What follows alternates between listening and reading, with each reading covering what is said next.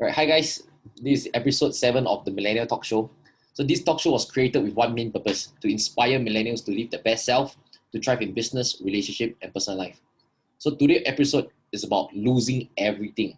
I've invited my dear friend Leslie Koh, aka the Rice Cooker Man, right, to Hello. share with us more about his experience losing everything when he was 30 years old. So Leslie currently posts about food and comedy content on TikTok, Instagram, and at the same time he provides financial advisory for his clients. So welcome, Leslie. Hey, hello. Hi, guys. Happy to So be here, man.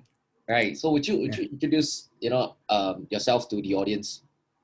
Sure. I'm actually a manager right now in at Prudential for the last 10 years. And yeah, also known as Rice Cooker Man Online, where I use during circuit breaker, I got shot to fame by using rice cooker to create like multiple recipes, like making favorites like mochi, mac and cheese, baking cakes, even Hainanese chicken rice using just one tool, which is the rice cooker. Awesome. Yeah, So later I'll ask more about rice cooker. So sure. right now, would you just share with us, like, how do you get started in your career? Actually, it's also it's a very interesting story. So how it happened was that when I was young, right, I like to, okay, like at least this is not what I say, but my teachers always say I'm quite a smart student. Oh, I hope so lah. So I started in primary school I did quite well, and then when it comes to like secondary school, I mixed with the wrong crowd. So I skipped school. I from express dropped to normal acad. Then in the end, like I still remember on when I was sec 4 at N levels, I had to. I think A levels, if I think it's still the same. You need 10 points to pass to advance to O levels, right? My prelims, right, when sec 4 was 17, 17. Best 3 subject 17 is like a gone case really lah. So at that point of time, one of my English teacher, right, just put me away and asked me one question: Leslie, what are you doing with your life? I mean, you're a very smart boy. Why are you hanging the wrong crowd? Why are you doing this? So at that point of time, I had to, like, all my best friends or my friends I hang out with are all the same kind one lah. I mean, they skip school. We do all the same shit together. Then I knew at that point of time I had to stop. Even my dad came to me and say, you know what? If you don't study, just tell me. We can quit school right now. Wow. My dad is a delivery guy. He only have like N levels, N levels, and he just do delivery like, and it's really a hard job. Really, you're taking blood and sweat to exchange for money, Mm. and that's not what I want also. So that part, that the period, right, woke me up, and I told myself I'm going to just cut everything and just study very hard. And during my during my actual N levels, I did 7 points. Wow. 1 for English, 3 for maths, and 3 for science, Mm. which was remarkable in the sense where everyone thought that my papers were wrong, my results were Yeah. wrong. They sent me the wrong results. They double check. Even the teachers like double checking to show whether it's me. And yeah, instead of advancing to O levels, right, I knew that I was lucky, but I cannot be lucky twice. So I decided to take the longer route, which is go ITE. Did very well for ITE, then went to Polytechnic. So of course, Polytechnic, that's the time where I think I was like almost 19, 20. I was quite old already. I was, the age to go clubbing and stuff like that. So Wow. it happened again. So hang out, go to club, enjoy life, like classes because back then in ITE, you have to attend classes physically. But when it's Polytechnic, you don't really need to attend class. You can just get your friend to scan your card. At Yes. least at my Yes. time, you just scan card, that's it. Mm. So because of that, a lot of times I'm not in school. I spend half the time in school, half the other half of time working part-time and earning money so that I can, go and have fun. I mean, I'm being a teenager, I Yeah. know I just want to have fun. No wrong about it. So of course, results suffered a bit. I didn't do very well. My GPA was like 2.3 or 2.5. I can't remember. It was not very good. Then came army. So I went army. I went to civil defense. Also, it's always failures throughout my life. Okay, to be honest with you. So because I used to be in Dragon Boat, so I was quite fit. So and my BMI was a bit off. So I was actually placed in the PES BP, which is the obese cohort. Mm. But I thought to myself, why not I go there, have more time to train up so that I can go for, either the firefighter, the section commander, which is sergeant, or Yeah. the officer course. No harm, try lor. Mm. Anyway, I also got a diploma, so it's like a qualification wise not too far off. So got chance and maybe can sign on. Yeah. So that's what I wanted to do. Then, long story short, again, through the training, it's very tough. And then after that, I got heat exhaustion 3 times in a row, which is basically I just collapsed because of I sweat too much. Yeah. Because during that period of time, right, it was the season whereby heart attack, then the person just passed on. Yeah. So the army, the civil defense said that, okay, you know what, I'm just going to put you out of course. I'm going to classify you C9 L9 because I don't want you to die. I just want to be extra safe. Then I became a clerk. So again, whatever I want to do, things changed again. Then couldn't be a firefighter because firefighter back then was cool. I can be earning 3,000-4,000 a month, and I work like 10 days in a month because work 1 day off 2 days back then, and you can be hero if you want to. But I realized that it's actually not very a good mindset as well, because for me to be hero, someone has to suffer. Yeah. So that was not something that I kind of struggled in between internally as well. But then again, the money was good. So to me, I mean, no wrong, I work minimal, I get paid well. I think it's fine. I think it's good. I think it's a good trade-off. So okay, of course, didn't go well for me. Became a clerk. Then during clerk, I wanted to take on my degree since all else failed already, need to find next option, right? Yeah. Take degree. Of all things, my sister wanted to study. She wanted to study LaSalle. So LaSalle is actually much more expensive than the local polytechnic.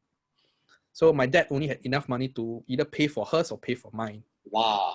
So at the point of time, as an older brother, right, I had the decision to make. Should I deny my sister of a tertiary education? Yeah. No, I'm not going to do that. So again, I gave up my dream, and I gave my sister, the degree, diploma in film. Which now she don't. The funny thing is she don't do film now. She do something else, which is okay. Anyway, so be it. It's okay. It's a choice.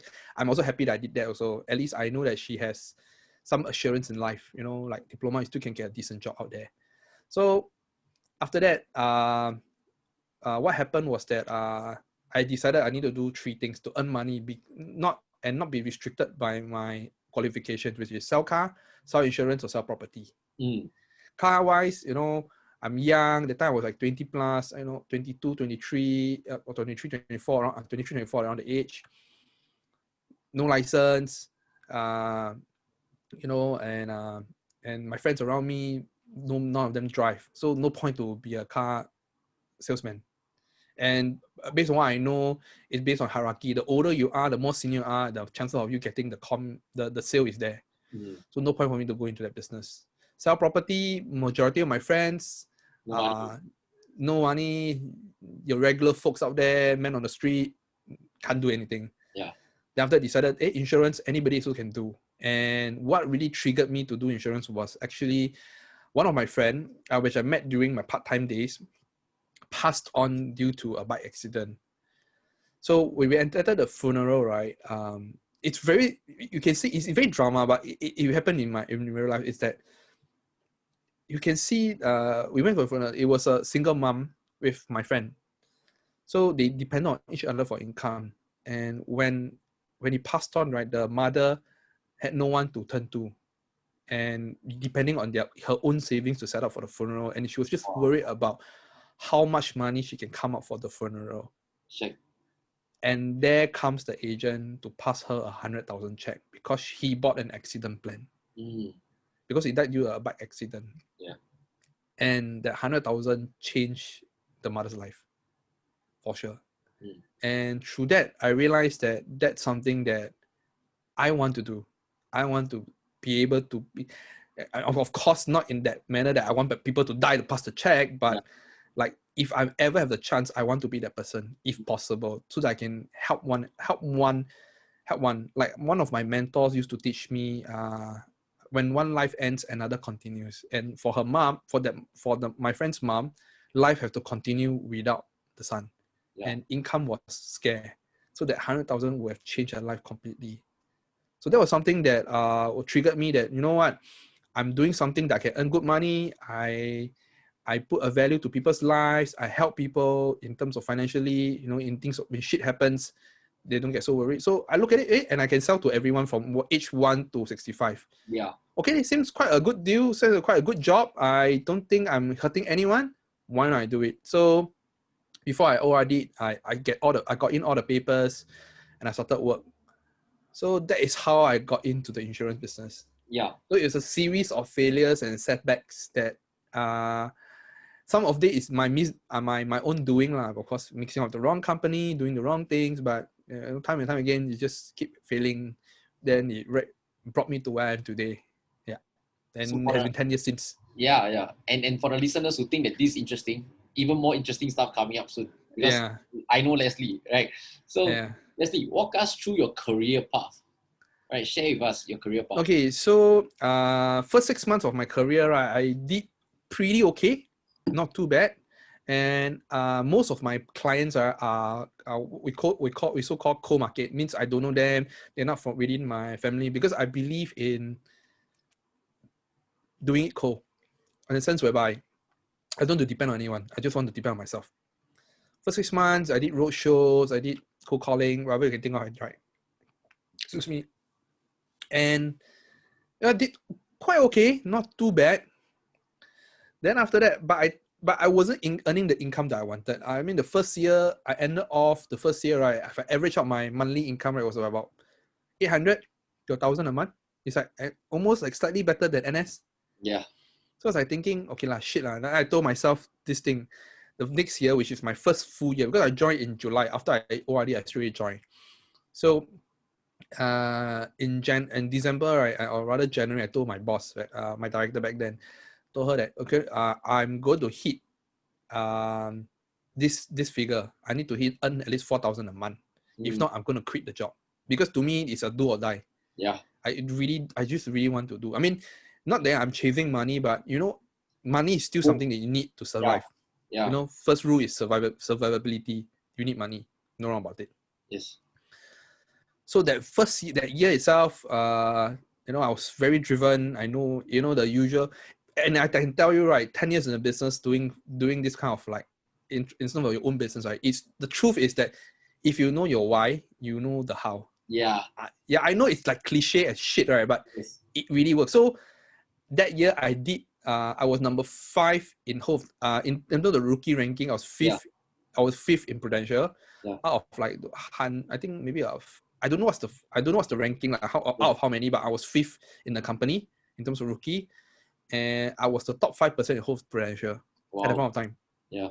So income jumped from 1,000 a month to 10,000 a month. Wow. 10 times in a year, within a year. How old are you? Sorry.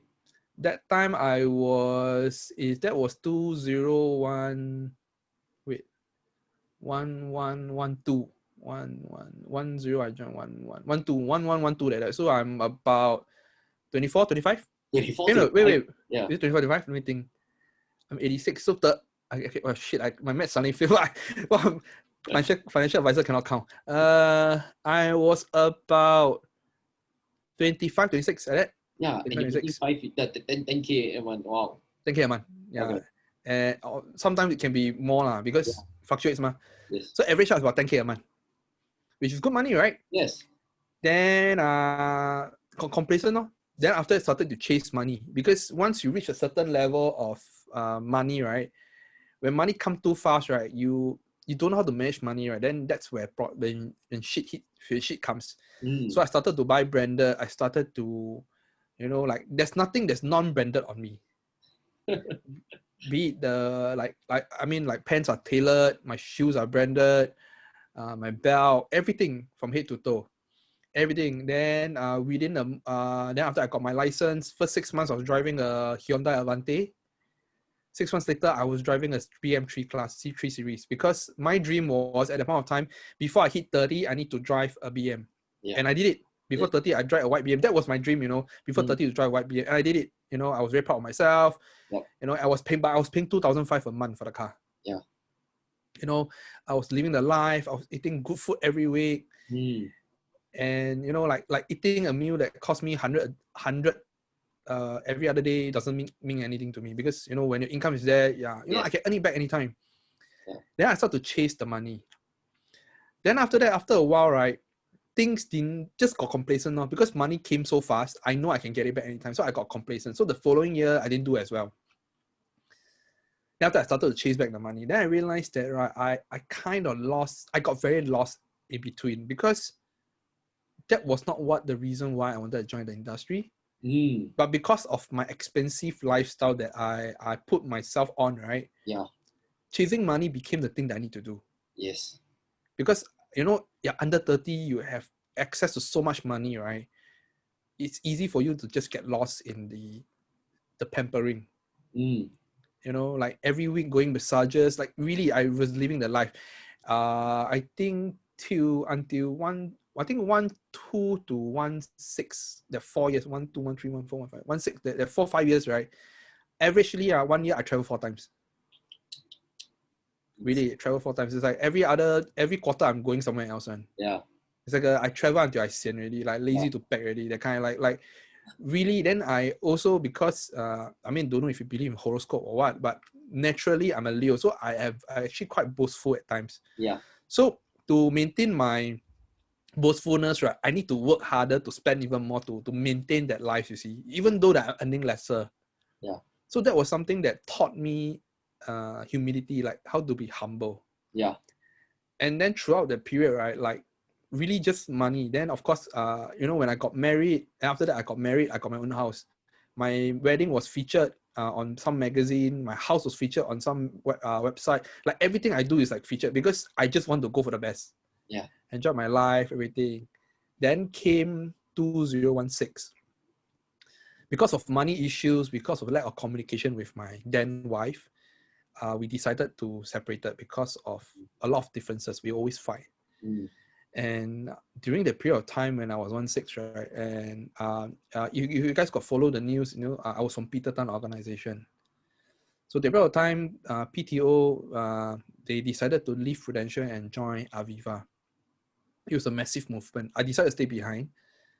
But at the point of time, it means whatever like organization that I was with, the structure, everything was gone overnight. And yeah, I lost at 2006, the second half of the year, right, I lost my career in a sense because I wasn't doing well to begin with. My whole organization, which used to have structure, road shows, everything, I had to restart all over again. I lost. I was a team member. I was a manager at the point in time. All my guys left, and I lost. At the end of the year, I lost my car. I had to move out of my house because I decided to be the gentleman and let my wife stay the place, and I moved back to my family's place, my dad's place. So during that 6 months, right, I had to reset my career, reset my life, reset from not driving anymore. And in fact, during the last bit of the year, right, not a lot of people know, and the November period, right, I was actually I had to resort to driving Grab for a month because of income, because I had to restart everything, right? Then income was really dropping to very bad. So I had to earn some money somewhere. So I had to resort to driving Grab for that 1 month, for that period of time. So imagine one person who was earning 10,000 a month every month, living the high life, flying, just enjoying, buying things without looking at price tags, and just really enjoy life to the max. Eating $500, $5. I had dinner at Sky on 57. It was 500 a pax. That is the money I'm willing to splurge on dinners. Yeah. And then after that, a few years later, I lost almost everything. Then yeah, so I was like, wow, what could have gone wrong? And at the point of time, I was telling to myself, maybe I should just quit, go to the bank, or just become a full-time staff, just forget about it. I told myself, I'm already at the bottom. There's no way any further I can go. So why not? I forgot to tell you, I was in 100K worth of credit card debt. Wow. So it's like not just zero, I even went negative. Yeah. I went negative. Shit. So that was like really, like, it's like so shit to the point where I think anybody would, I think, to be honest, right, there was one point of time, right, I was so depressed, right? I was thinking that if I commit suicide, right, my life insurance would have taken care of my family. Yeah. So that was like that point where if people who know me would know that I'm actually a very happy-go-lucky, very happy, very like, hey, laugh, all smiles and laughter kind of person, right? And just talk up and just joke around. But that point of time, right, it was so dark for me that I was thankful that I have friends who was checking in on me and asking me how am I. If not, I don't know what would happen to me, to be honest. But it took me a lot of effort, a lot of slapping myself, right? Wake up, and just to change my life around. End of the year, I managed to get back. I get 6 people on the team. Things start to look better. I don't have to go drive Grab anymore. Income was starting to come back. I have clients who have been very kind and being thankful, supportive. And I did quite well that year, actually, to be honest. The last 3 months, right, I did quite well. Not bad. I mean, good income. I went back to about 4,000-5,000 a month that period. I built back the income. It's good. Then after that, slowly as time goes by, things just wasn't very smooth sailing after that. There was ups and downs. And last year, right, I was down all the way from 6, right? I was down all the way to I left with 2. And one of my guy, which was like, I would like to say that he's one of my right hand man. That's when you let a sales team, you're still leading a sales team, right? Yeah. No, I'm doing coaching, but I no longer do sales team. Yeah.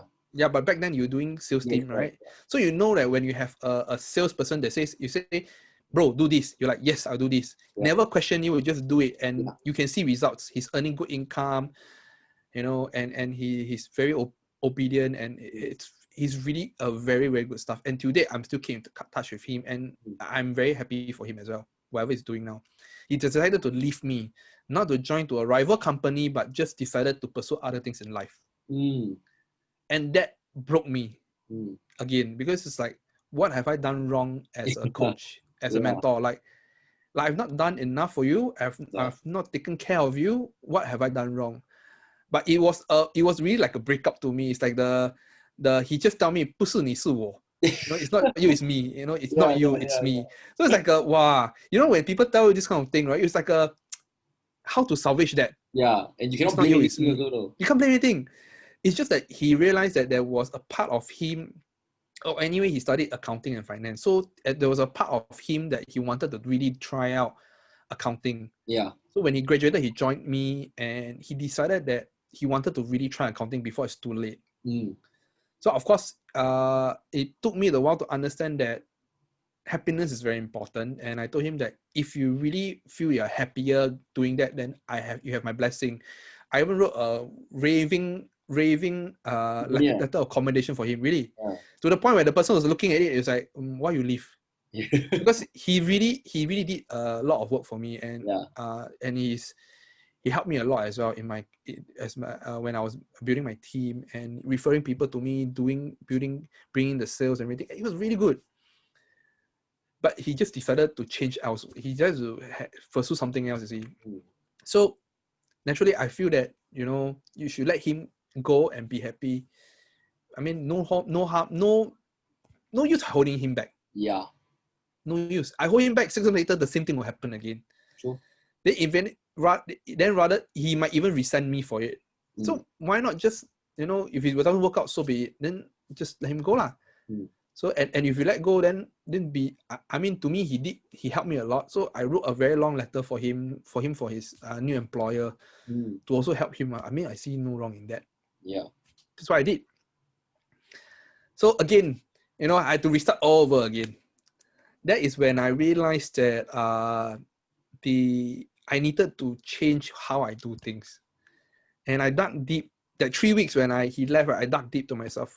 What really makes me very happy, and what I really want to do. Then I realized that coaching and teaching is something that is very in me, and I enjoy it a lot. So I decided to start doing finance videos, like educational finance video, to teach people about like the various jargons and sharing them certain things. And I just like that part of me, because I'm kind of like showman in a sense. I like to show things. I like to be in front of camera. I like to do funny things. Funny things. That's just me by nature. So I enjoyed that process a lot, even though it was really tiring because it's like editing, shooting, from scripting all by myself. It was not easy at all, but it was fun. Then I decided to venture into cooking because all along I like to cook and I just wanted to share like what I like to cook. And in December 30th December 2019, I remember the date, I posted my first ever viral post, which is the KFC rice cooker, KFC chicken rice using the rice cooker.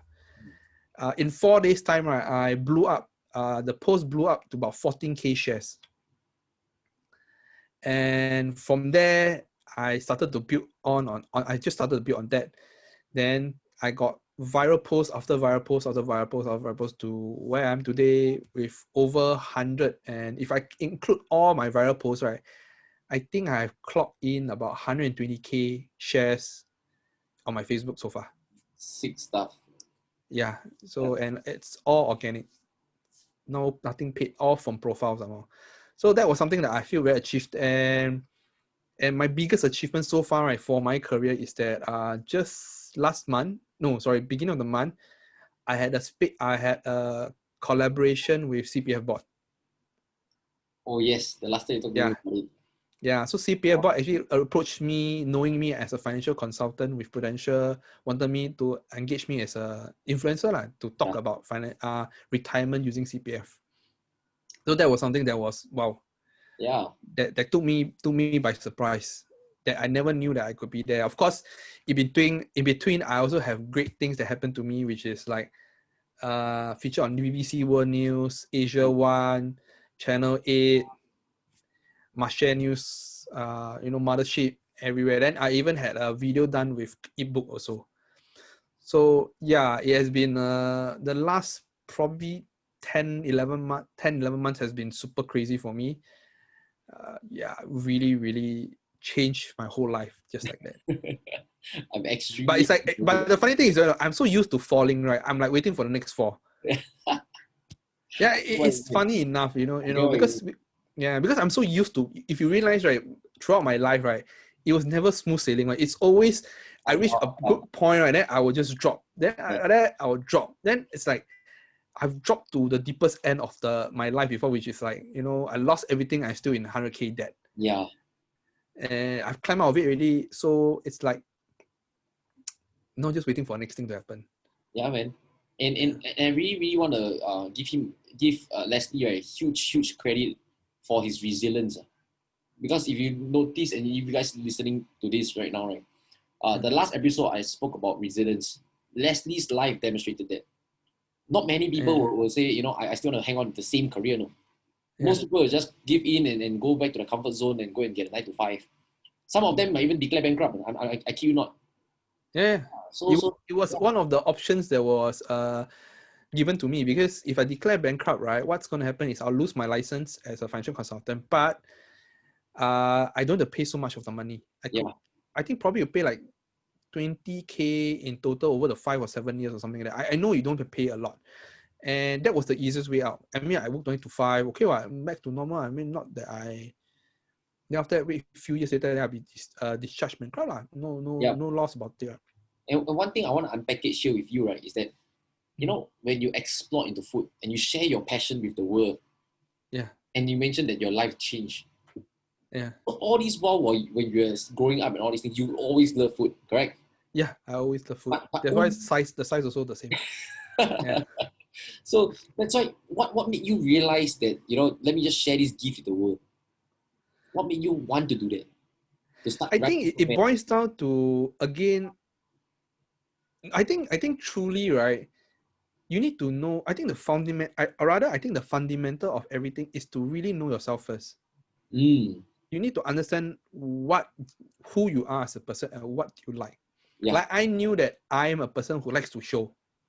Show in a sense, not that like the boastful kind of show as well, but also the show in terms of like, I like to show. Like, I like to cook. I like to put up a performance. In a sense, I'm like a performer. You like to garner attention. Would you say that is why previously you went to that the vicious cycle of buying branded goods to get that attention Yes. and all these things. Yeah, I like to be sought after. I like to be Yeah. have the attention. I have the limelight. So I always like to be the performer. So Mm. I will cook for my friends. I ask them to come over and eat. I will always, and it's something that is very happy for me. Like especially when I cook and I make people happy through the food. Yep. Then of course over the years, right, because I like to eat, right. Excuse me. A lot of my friends will always ask me where to eat, where to eat. What's good here, what's good there. So I also got that kind of branding as I'm the food guy. That's something Ah, all along I like. Because I realized that that's something that I have a passion in, and I want to show like cooking. So that was how I played to my strengths. yeah. To do what I'm good at, what I want to do, which is to perform, and what I like, which is food. So do both lah. Lovely, lovely, lovely. And the reason why I'm Yeah. asking this question is because most millennials will always think that this is one path. I want to be a banker, means banker. But there's a funny thing that that's your career, but during your free time, you still can do something else. Like you are a financial advisor as an occupation, but during your free time, you're just enjoying your life. You're just doing your food videos and showing comedy. So I really want to bring across that don't be one dimensional for the millennials listening to this, right? Try to Yeah. You expand, just know have yourself. to expand your horizon. Like to be honest, I reached to the point where I don't even know. I will never in my wildest dream expect where I am today. Yeah, Really, really. Like the funny thing is, in the halfway through, right, in between, right, my career, because it was going downward, a bit downwards really. So I yeah. thought of like maybe I should be a food influencer. I was trying to be honest, because like food, free food, Yeah, free food, you get paid to take photos, you get paid to eat, then okay, good job leh. yeah. But never turned out for me. It just didn't work because I realized, right, like when you have a passion of when you have the value of wanting to give the best, when you have the value of when you have that passion to give, right, the way you write is very different. I give an example. Like last time in the past, right, I can be drinking a cup of good coffee, but my caption could be sipping coffees in the afternoon anytime I want. Okay, I understand. It's the kind Bold of school. humble brag. Yes, yes, It's yes. very humble brag, but it's like and or something like a great cup of coffee makes your day. The kind of like in a way it's like a humble brag kind of shit, but Yeah. it's not very. You're Value not really added. telling me anything, but you're not value adding anyway. Then now that I do my way of content, whereby I really review the place as though like I want to go to this place and I want to tell you why is it worth it or not, Yeah. and why you should go, and is it worth it? Is it worth going? And even if I myself are worth going or not, then if it's good, then I tell you like good or not good and people like that. Yes, I So personally like that as well. yeah. In fact, now I'm starting a new like hashtag, a new thing called RCM Date Ideas. Actually, I got a bit inspired by you. So you asked me about the Poland thing, remember? Yeah.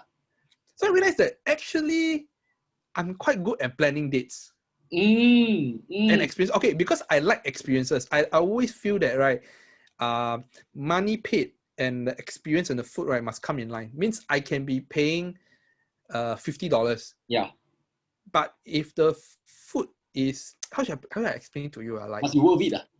must be worth it lah. Like Yeah. and the thing is that, right, like we spend a lot of time, right, like especially in this day and age, we also want, our partners like to OOTD, take nice Yeah. photos, eat nice food, want to have an experience, right? Because like, I mean, let's be honest, like watching movie, you can Netflix at home, Yes. going out for exercise. Yeah, I mean it's good, but like you also want a bit of more experience. Like it need to be again, like maybe it's what you say, like it cannot be very one dimensional. Like just go Yeah. eat and that's it. You have to have like make it feel like it's an experience whereby people will feel like, or at least your partner will feel also appreciated that actually Yes. put in effort to planning things. Yeah. And this is something that I enjoy a lot. Like I like to have experiences like throughout.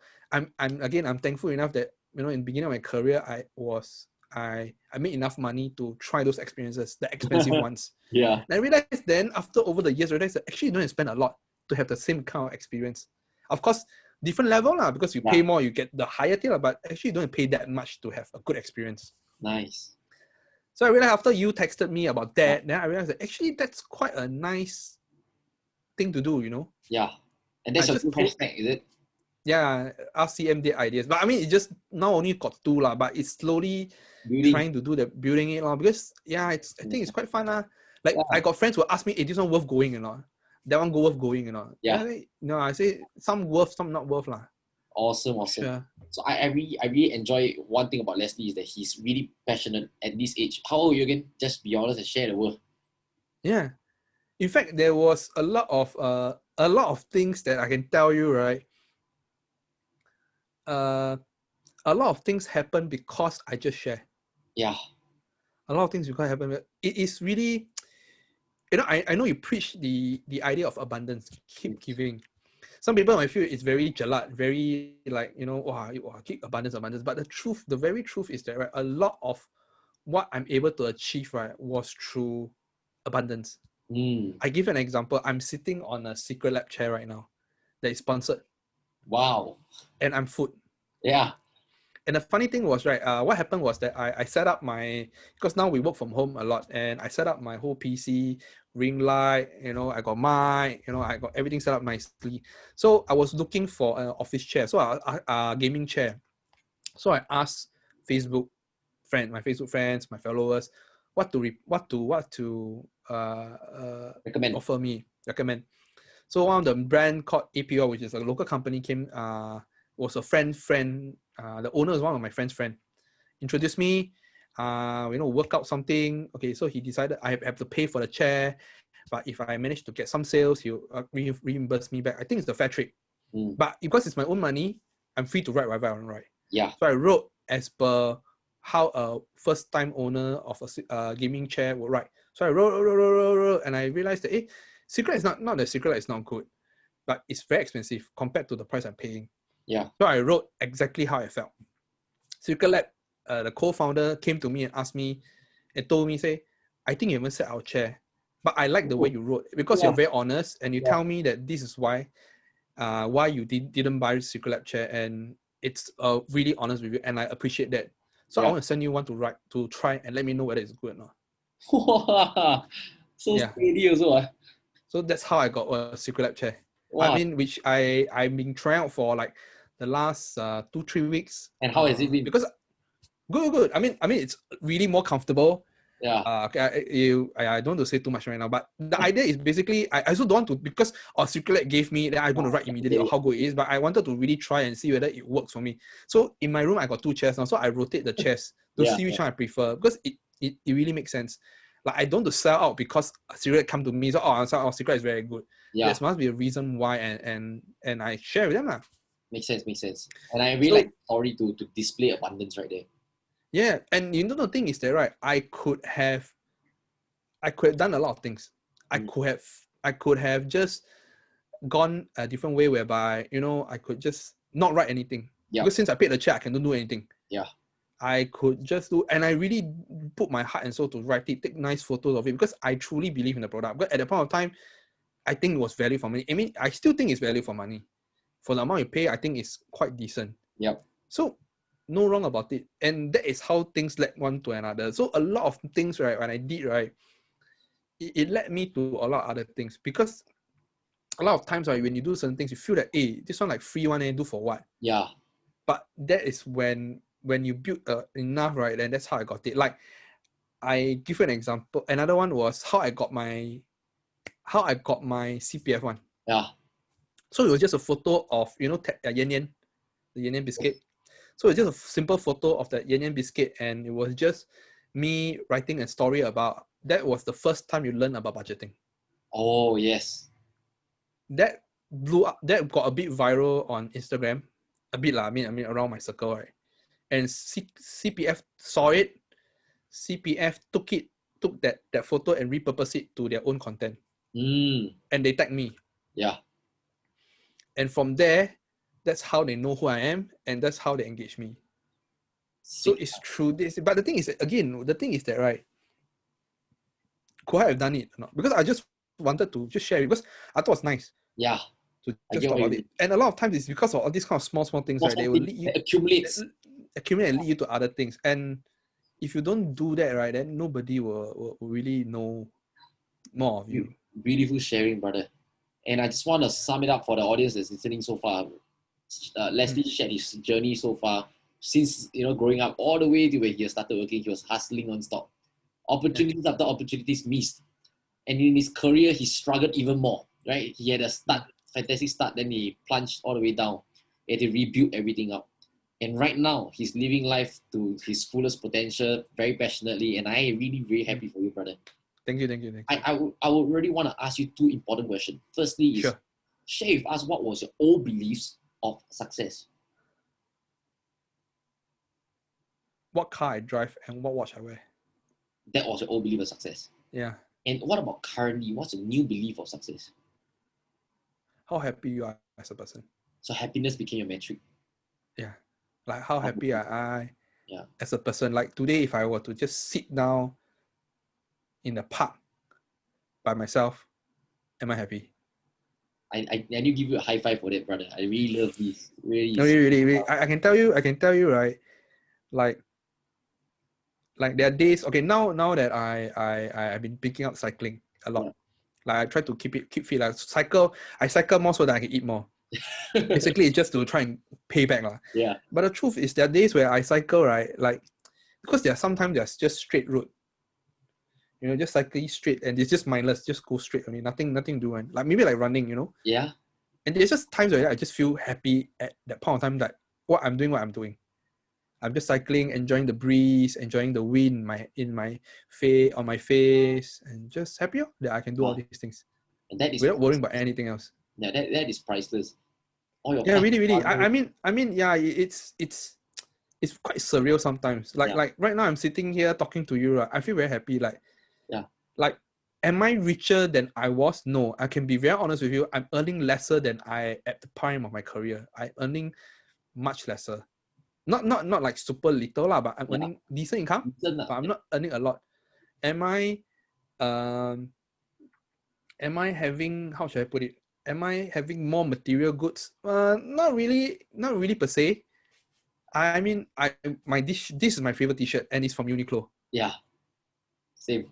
Yeah, so it's like, and the thing is that, right, I stopped spending a lot on branded stuff, and I realized that I'm a lot happier. I've stopped chasing that facade of I need to be rich to be successful. Yeah.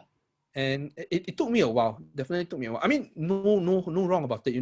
When you make it in life, you have money, you want to pamper yourself, fine, please, by all means, go ahead. But you must always come back to why you want to join the career. Like for me, I want to join the career because I wanted to add value. I mean, of course, earning money, it's there. I mean, it's a byproduct. Survive. It's a byproduct. But the thing is that, are you really happy what you're doing? Because I made a lot of money and I wasn't happy at all. Yeah. Happy on the surface, but every day I just feel like I need to chase a target. I need to chase this, chase that. But I mean, if you are chasing after money, it's fine, totally fine. But are you happy or not? Are you happy doing that? Because some people are happy chasing money. It's totally fine with that. But for me, I reached the point where it becomes very empty for me. Yes. I cannot be always doing that, to the point where I felt sometimes, right, I think the only thing that I'm very thankful for, that I have a very high moral conscience, that I always told myself, never ever be a moral hazard. That I sell for the sake of selling. I sell because I want to make money, not because of my on the account of my clients, which is something that I never do before. Yeah. Which that's the reason why I can still survive in the career lah. I mean, I could have just be any other, those agents whereby I just sell for sake of selling. I just want to earn a commission and just run off. Yes. So that was something that still kept me going at that point of time, because there was a period of time where me selling, I would have made things easier for me. Like I could have got out of the hole faster. I could have gotten up things a lot better. I could be able to maintain my lifestyle. But to me, that was the line that I would never cross. Powerful stuff. Yep. So it also, I mean, it's something that I hold on. That's why my income keep dropping. But it's like kind of like, I don't do this, but I still want to maintain lifestyle. So suffer lor. So that time I use cards to pay lor. pay off my lifestyle. That's Mm-hmm. how I got into the debt also. Mad respect to that, bro. So what's something exciting that you're currently up to? Okay, I actually will have one. So because of COVID was the reason why it shot me to fame, but COVID also caused a lot of people to be out of jobs or to have their jobs very unstable. So I'm actually working with I'm actually doing a project on my own, which is actually it's 12 days of Christmas giveaways whereby I'll feature 12 home bakers to let them cross-pollinate and to create awareness for them, where they'll be giving away their best sellers. Could be cakes, could be cookie. There's cakes, there's tiramisu, there's cupcakes, there is cookies, all kind of pastries. Home bakers. So most of the home bakers, at least from what I know, was born out of COVID, and because of COVID, they take it as part of their supplement income. Or it could be their full-time business now, who knows. But because of that, like, I wanted to use whatever popularity that I've gained through the circuit breaker to help them, because not everyone came out of circuit breaker better. Yeah. I'm lucky enough that I came out better, but not everyone is that lucky, you see. Yep. So I wanted to use whatever fame or popularity I have to help others as well. So it's a win for everyone. Yep. I mean, of course, do I get to gain something? I definitely get to gain something. That's the truth. I get popularity, I get followers, but ultimately they themselves also will get the followers. They'll get the awareness as well. Yeah. So I see no wrong in that, and it's a win for everyone. Audience get to know more home bakers. They might get a chance to win free cakes. Yeah. Home bakers get to have more clientele. I get to have more followers. I think it's a win-win for everyone, and I see no reason for doing that. Just that a lot of administrative work on my end, a lot of work, Yeah, but it's fine. Then, right, awesome. one more thing I didn't share with you. I'm actually just got announced. I'm actually just signed a contract to be one of Cytex. Cytex. What's the that? IT fair? Yes. Yeah, I'm one of their ambassadors. Oh wow! Congrats, bro. Yeah, yeah. So that's something that it's in the pipeline, which I'll be announcing end of this month. Happy for you, brother. Good stuff coming your way. Just keep being real and abundant. That's what I really love about Leslie. So Leslie, can you share with us where can the audience find you at? You can see from my background. Right. You can find me on Instagram, on Facebook. You can find my Instagram and Facebook. Just type Rice Cooker Man. I think you should be able to find me already. Right. You can search RICECOOKERMAN. Right. Yeah. That's Rice Cooker Man, and you can find him on Instagram, Facebook, LESLIEKOH, Leslie Koh. So Leslie.Koh. Yeah, Leslie.Koh. For Instagram, yeah. So I'll be also attaching the link. So no worries, if some of you want to reach out to Leslie, just reach out to him directly. Sure. So once again, it's been an honor. Thank you so much for sharing your heart out. I share something for you. Sure. I was a bit late today because I was building this. It's a rice cooker helmet. Seriously? Yeah. Super cute, bro. Yeah, so I bought a second-hand helmet and I bought a rice cooker to make this helmet. That was the reason why I was late. Because I was trying to fix up all the parts. Then I need to stick to the... Yeah, super creative, bro. I think you just enjoy the fun of it. Now I really enjoy my TikTok videos, making fun. I'm having fun. Really, really enjoy it. Oh, I think I don't know whether I got enough time, but I just want to share one part. Share. Go ahead. Okay, so something that I did that made me stood out was that, all right, during circuit breaker, right, if you are in the financial advisory sphere, right, or in fact in any learning sphere, could be not really sales, right, a lot of financial consultants, property agents, they're always doing seminars, they're always trying to do videos and to educate the audience, right? But during circuit breaker, I did one thing that no one else did. What was it? Which was to do 100 TikToks in 100 days. One TikTok a day for 100 days straight. And the key objective was, you know what was the key objective? Spread happiness. spread happiness, because the period of time was very dark. Everyone was very unhappy. Everyone was stuck at home. Yeah. And I did 100 funny videos straight to Sick just stuff. entertain people. Sick So that was like I always post. I mean, towards the end, it was quite hard for me, but I think for the first 80 videos, right, I always post during lunchtime, like 12 to 1. Yeah. So that it become your lunchtime entertainment for a whole 3 month plus. Powerful stuff. Yeah. I really like it. So I think it's really, I think that part of me, a lot of people like, and that's how my audience keep coming back to me. So yeah, just really do what you love. That's all I can say. And one more thing is don't the ego 不可以当饭吃的，面子不可以当饭吃的。Don't bang on ego, guys. Right, that's a direct translation. Yeah. Just keep ego at home. So keep ego at home.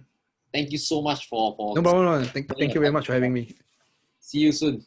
See you.